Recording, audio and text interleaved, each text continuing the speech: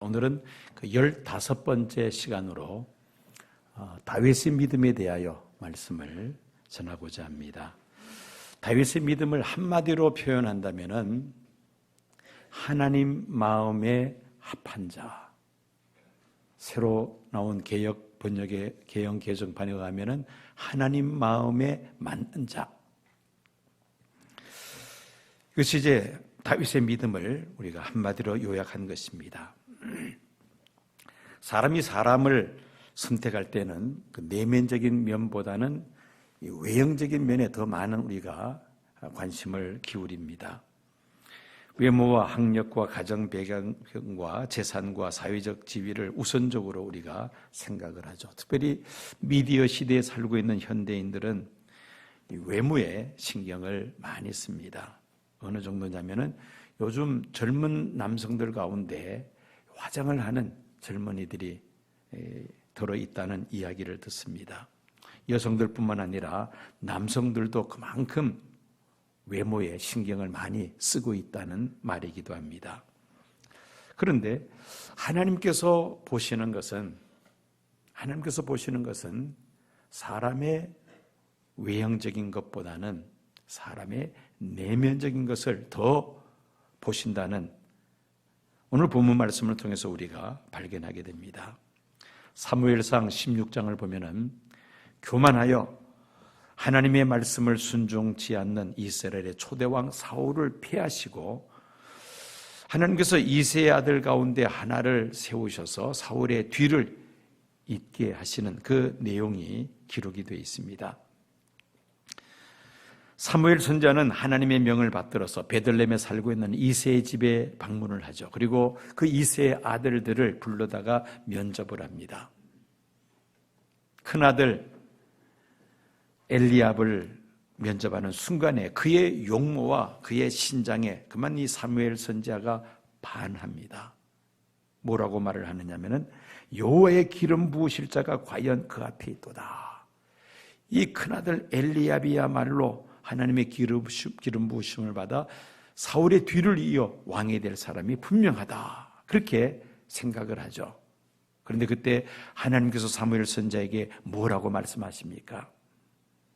나의 보는 것은 사람과 같지 아니하니 사람은 외모를 보거니와 여호와는 중심을 보느니라. 사무엘에게 말씀하십니다. 이제 둘째 아들 아비나답을 면접을 합니다. 또 셋째 아들 삼마를 포함해서 7 아들 모두 다 면접을 합니다마는 하나님께서 감동을 주시는 아들이 없었습니다. 사무엘이 이새에게 묻습니다. 혹시 아들이 더 있느냐고. 그랬더니만은 이새가 하는 말이 지금 들에서 남아서 양을 치는 아들 막내가 있다고 그렇게 말을 하죠. 그 아들을 빨리 데려오시오. 그리고는 사무엘 선지자가 그 막내 아들 다윗을 면접을 봅니다. 하나님께서 사무엘의 마음을 감동시키셔서 그 막내 아들 다윗에게 기름을 부으라고 말씀하시죠. 다윗에 대해서 사도행전을 기록한 누가는 하나님 마음에 합한 사람이다 라고 그렇게 기록을 하고 있습니다. 하나님은 사람의 외형적인 그러한 것들에 대해서 관심을 갖기보다는 그 사람의 내면적인 것을 들여다보시는데 다윗이야말로 하나님의 마음에 맞는 사람이었다는 겁니다. 이스라엘의 많은 왕들 가운데서도 가장 존경받는 왕이 바로 다윗입니다.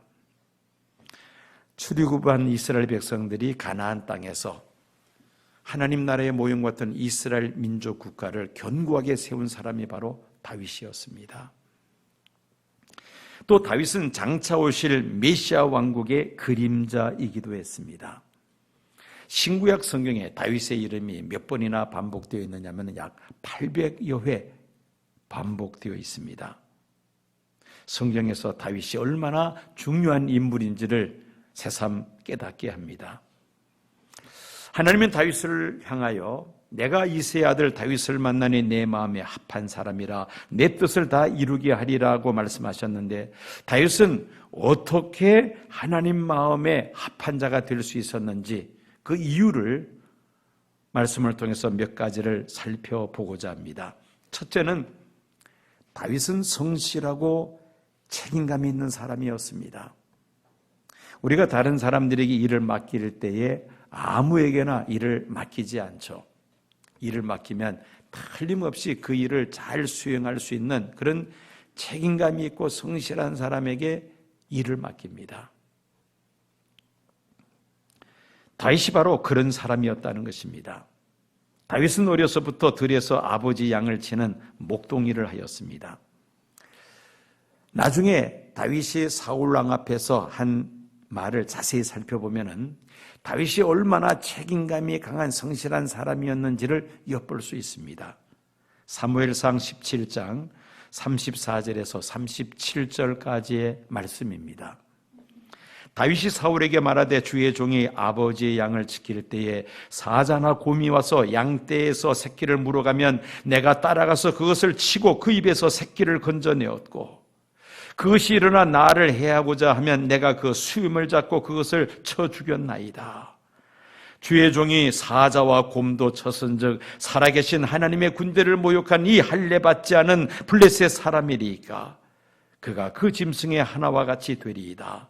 또 다윗이 이르되 여호와께서 나를 사자의 발톱과 곰의 발톱에서 건져내셨은즉 나를 이 블레셋 사람의 손에서도 건져내시리이다. 소년 다윗은 아버지 양을 돌보는 그런 과정에서 양을 잡아먹으려는 그 사나운 짐승들이 덤벼들면 생명을 내어놓고 그 양떼를 지켰다는 말입니다. 다윗 위에는 형들이 7명이나 있었습니다. 그런데 그 7명의 형들도 이런 일을 하지를 못했죠. 아버지의 양을 한 마리도 잃지 않으려는 다윗의 책임감을 엿볼 수 있는 다윗의 말입니다. 양치기 소년 다윗이 블레셋의 장수 골리앗을 쓰러뜨린 것이 저절로 우연하게 된 일은 결코 아닙니다. 평소에 다윗은 양을 보호하기 위하여 들판에서 물맷돌을 던지기 연습을 그가 부지런히 해둔 그 결과였습니다. 신구약 성경에서 하나님과 하나님의 백성들과의 관계를 여러 가지 비유로 표현하고 있는데 그 중에 가장 많이 사용되고 있는 비유가 목자와 양의 비유입니다. 다윗은 아버지 양을 책임감을 가지고 성실하게 양을 잘 돌보았기에 하나님의 백성인 이스라엘 백성들을 살피는 목자로서 왕의 직무를 충성스럽게 감당할 수가 있었습니다. 하나님의 마음에 합한 첫 번째 이유는 다윗이 책임감이 있고 성실한 사람이었다는 것이죠. 두 번째는 하나님을 사랑하는 자였습니다.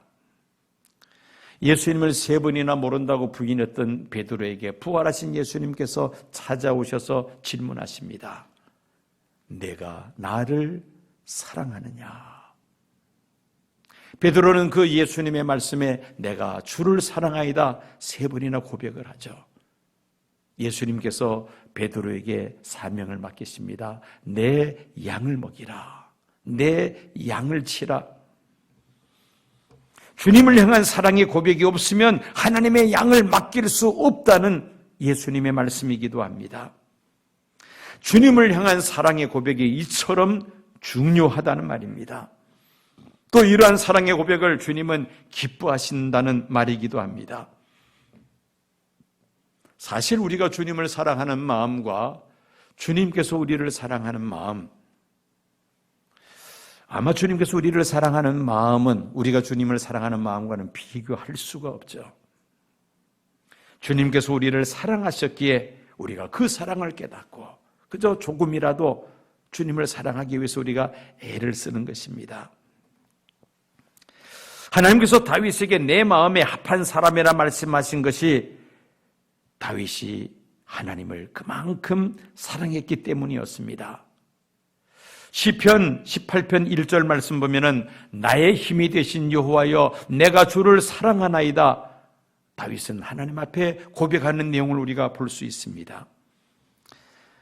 다윗은 아버지의 심부름으로 이스라엘 군대와 블레셋 군대가 싸우고 있는 그 전장터로 달려갑니다.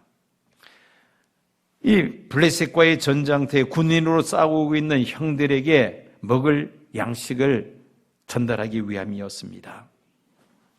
마침 블레셋 장수 골리앗이 이스라엘의 하나님을 저주하고 이스라엘 군대를 조롱하는 그 현장을 다윗이 목격하게 됩니다.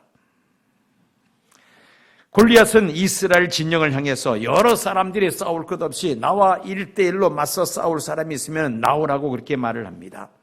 요즘 청소년들이 주로 쓰는 말이 있죠. 무엇 뜨자는 겁니까? 맞짱 뜨자는 것이죠. 1대1로 여러 사람들과 싸울 필요 없이 나와 맞서 싸울 한 사람 나와라. 그런데 이스라엘 군사들 가운데서 어느 누구도 골리앗과 맞서 싸우려고 나오는 용사는 없었습니다. 그 모습을 본 다윗은 사울 왕에게 자신이 골리앗 장군과 자기가 맞짱을 뜨겠다고 그렇게 간청을 합니다. 마지못해 사울 왕은 허락해 주죠. 소년 다윗은 물맷돌을 잡고는 이스라엘 하나님을 저주하고 이스라엘을 조롱하는 그 골리앗에게 달려갑니다. 그는 하나님을 사랑하였기에 그 하나님의 이름을 저주하고 모욕하는 그 골리앗을 그냥 내버려 둘 수가 없었다는 것입니다. 이스라엘 백성들이 다 하나님을 믿고 있었으나 하나님을 사랑하는 마음이 다윗만한 사람이 없었다는 말이기도 합니다. 골리앗과 맞서 싸우려면 생명을 내어놓고 싸워야만 합니다. 그런데 이스라엘 군인들 가운데 그만한 믿음을 가진 사람이 없었다는 말이죠. 하나님의 이름이 이방인에 의해서 모욕당하는 것을 가만히 보고 있을 수 없을 정도로 다윗은 하나님을 사랑했다는 말입니다.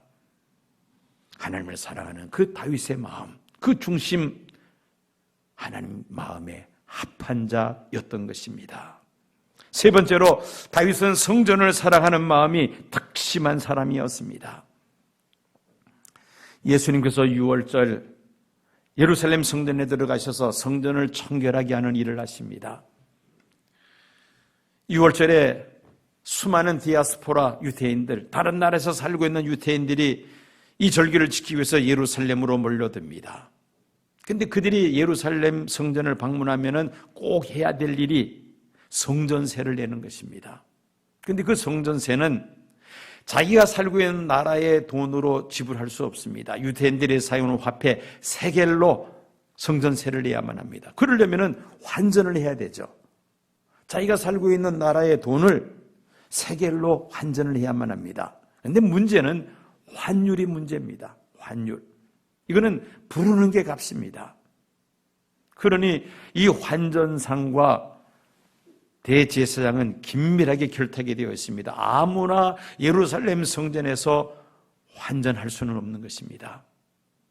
대제사장과 결탁된 사람만이 그 성전 안에서 환전을 하는데 막대한 이권이 달려있는 문제입니다. 뿐만이 아니죠.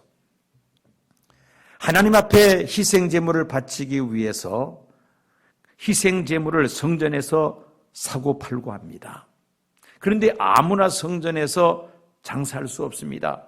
대제사장의 허락을 받아야만 하죠. 거기도 막대한 이권이 또한 연결이 되어 있습니다. 예수님 보실 때에 성전이 대제사장의 탐욕과 또 장사하는 사람들이 그 탐욕으로 가득 차 있는 그 모습을 보시고는 분노하시죠. 노끈으로 채찍을 만들어서 성전에서 장사하는 사람들을 다 내어 쫓습니다. 자, 이 환전상과 희생 짐승을 매매하는 사람을 내쫓는다는 것은 정면적으로 대제사장의 권위에 도전하는 것입니다.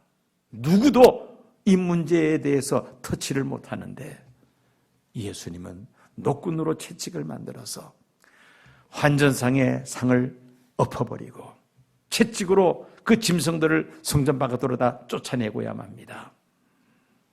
하나님의 거룩한 성전을 장사치들에 의해서 더럽혀지는 것을 가만히 버려둘 수가 없었기 때문입니다. 이 광경을 옆에서 가만히 지켜보던 제자들이 뭐라고 말을 합니까?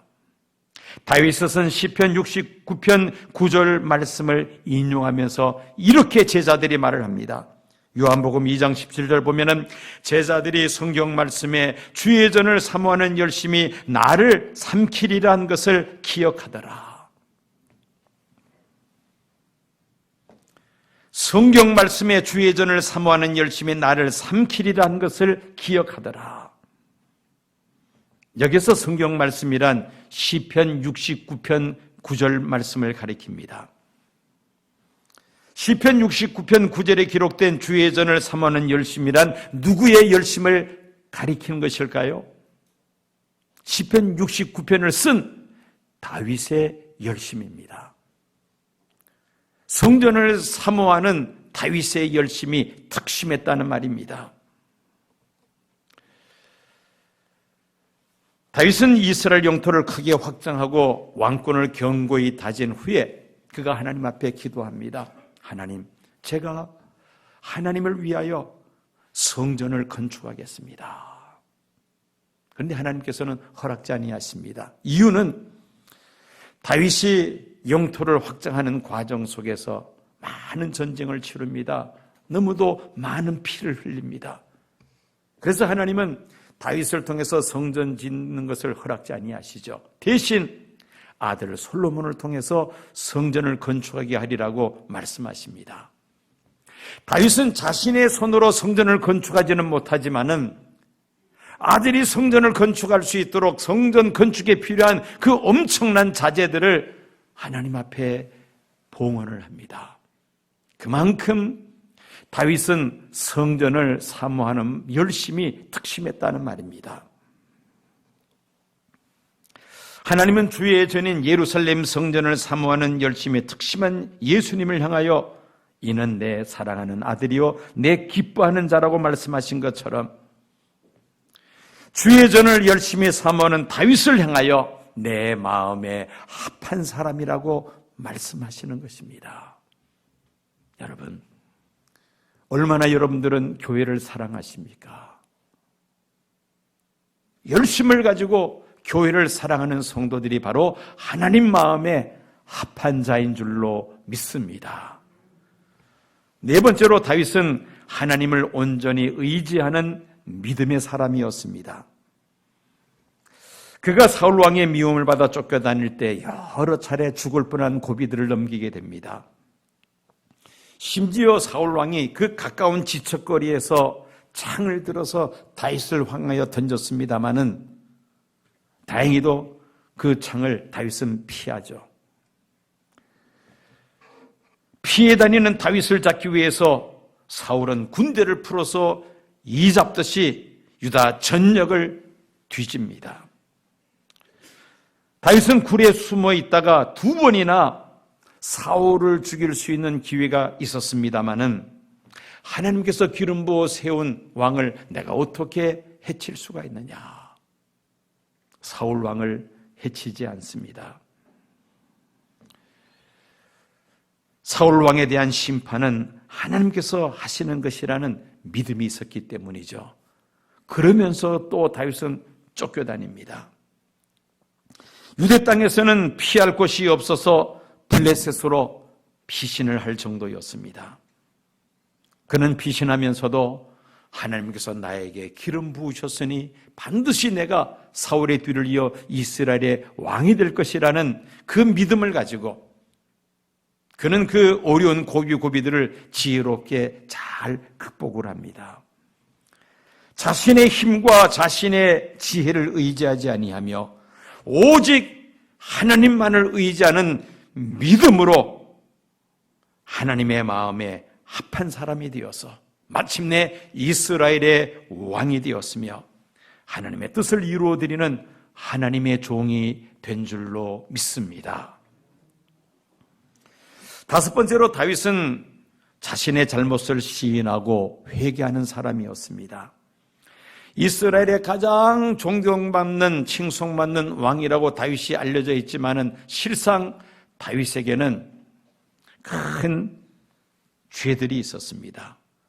10가지 계명 가운데 2가지 계명을 어기는 그런 큰 전과자였다는 것입니다. 다윗이 왕권을 견고하게 다져 나라가 안정을 얻게 되자 다윗에게 위기가 다가옵니다. 여러분, 위기라는 것은 항상 방심했을 때에 다가오기 마련입니다. 어려울 때는 긴장을 하고 있어서 그 위기를 잘 모면을 했는데 그만 나라가 평안하고 살만하니까 방심하다가 그만 시험에 듭니다. 다윗에게 지울 수 없는 오점이기도 합니다. 다윗은 자신의 충신이었던 우리아의 아내와 불륜 관계를 갖는 간음죄를 지었을 뿐만 아니라 이 사실을 은폐하기 위하여 전쟁터에서 충신이었던 우리아를 죽게 만드는 살인죄까지 범하게 됩니다. 높은 자리에 있으면은 체면이나 위신 때문에 자기가 잘못해도 그 잘못을 시인하는 것이 쉽지 않습니다. 최고의 권력의 자리에 앉아있는 왕이 자신이 범한 죄를 많은 사람들 앞에 시인하고 회개한다는 것 결코 쉬운 일이 아니죠. 여간한 용기가 없이는 힘든 일입니다. 그러나 나단 선지자가 다윗에게 찾아와서 다윗의 그 은밀한 죄를 지적할 때에 다윗은 그 자리에 엎드려져서 회개합니다. 절대 권력을 쥐고 있는 다윗 왕이었습니다마는 자신의 은밀한 비밀을 알고 있는 나단 선지자를 쥐도 새도 모르게 제거할 수도 있었습니다마는 그는 자신의 죄를 인정하고 철저하게 하나님 앞에 참회합니다. 세상에는 2 부류의 죄인들이 있다고 말을 합니다. 하나는 죄를 회개한 죄인이 있고 또 다른 하나는 죄를 회개하지 않은 죄인들이 있다는 것입니다. 성경은 뭐라고 말씀합니까? 모든 사람들이 다 죄를 범하였다고 증언하고 있습니다. 하나님 앞에서 죄인 아닌 사람은 한 사람도 없다는 말입니다. 죄를 짓지 않는 것도 우리가 중요한 일입니다마는 우리가 실수하여 죄를 지었을 때에 그 죄를 하나님 앞에 시인하고 회개하고 돌아서는 것, 이것이 매우 중요하다는 말입니다. 하나님의 마음에 합한 사람이 바로 이런 사람입니다. 육체를 입고 사는 인생인지라 죄를 안 짓고 살아갈 수는 없습니다마는 죄를 지을 때마다 하나님 앞에 참회하고 회개하고 하나님 앞에 돌아서는 이런 사람이 바로 하나님 마음에 합한 사람이라는 말씀입니다. 사도행전 13장 22절 하반절 말씀입니다. 내가 이새의 아들 다윗을 만나니 내 마음에 합한 사람이라 내 뜻을 다 이루게 하리라. 하나님은 하나님의 마음에 합한 자를 통하여 하나님의 뜻을 이루시겠다고 말씀하십니다. 하나님께서 하나님의 나라의 모형 같은 이스라엘 나라를 다윗을 통하여 견고하게 세우셨습니다. 그리고 아브라함에게 세우셨던 그 언약을 다윗 왕을 통해서 이루십니다. 23절 보면 하나님이 약속하신 대로 이 사람의 후손에서 이스라엘을 위하여 구주를 세우셨으니 곧 예수라.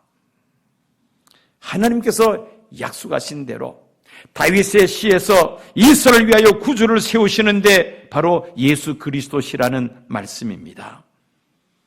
하나님께서 아브라함에게 온 천하 만민에게 복을 주시기 위하여 아브라함의 자손을 통해서 메시아를 보내실 것을 약속하셨습니다. 그 메시아가 하나님의 마음에 합한 다윗의 후손을 통해서 탄생케 하셨다는 것입니다. 여러분, 신약 성경 첫 권 마태복음 첫 장 첫 절이 무엇입니까? 아브라함과 다윗의 자손 예수 그리스도의 계보라. 예수님을 소개할 때에 그들의 믿음의 조상 아브라함과 그 다음에 2번째로 다윗의 이름을 소개하고 있습니다. 다윗이 그만큼 중요한 위치에 있게 되었다는 말이죠.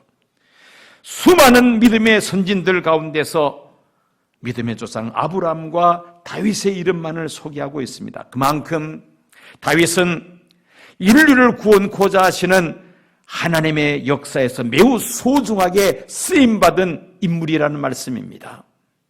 하나님의 마음에 합한 사람이었기 때문이었습니다. 여러분, 오늘 우리가 이 말씀을 살펴보면서 다윗의 믿음을 우리가 돌아보면서 우리도 다윗처럼 정말 성실하고